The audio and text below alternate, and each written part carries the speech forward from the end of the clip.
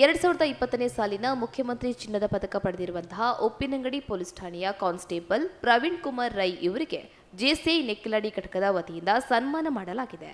ಈ ವೇಳೆ ನೆಕ್ಕಿಲಾಡಿ ಜೆಸಿಐ ವಲಯ 15ರ ಘಟಕದ ಅಧ್ಯಕ್ಷರಾದ ಜೆಸಿ ವಾಣಿ ರಾಜೇಶ್, ಕಾರ್ಯದರ್ಶಿ JC Vaishali Kundar, circle inspector Umesh ಒಪ್ಪಳಿಗೆ, ಎಸ್ಐ ಕುಮಾರ್ ಕಂಬಳೆ, ಉಪ್ಪಿನಂಗಡಿ ಗ್ರಾಮ ಪಂಚಾಯತ್ನ ಪಿಡಿಒ ವಿಲ್ಫನ್ ರೋಡ್ರಿಗಸ್ ಹಾಗೂ ಉಪ್ಪಿನಂಗಡಿ ಆರಕ್ಷಕ ಠಾಣೆಯ ಸಿಬ್ಬಂದಿ ವರ್ಗದವರು ಸೇರಿದಂತೆ ಅನೇಕರು ಉಪಸ್ಥಿತರಿದ್ದರು.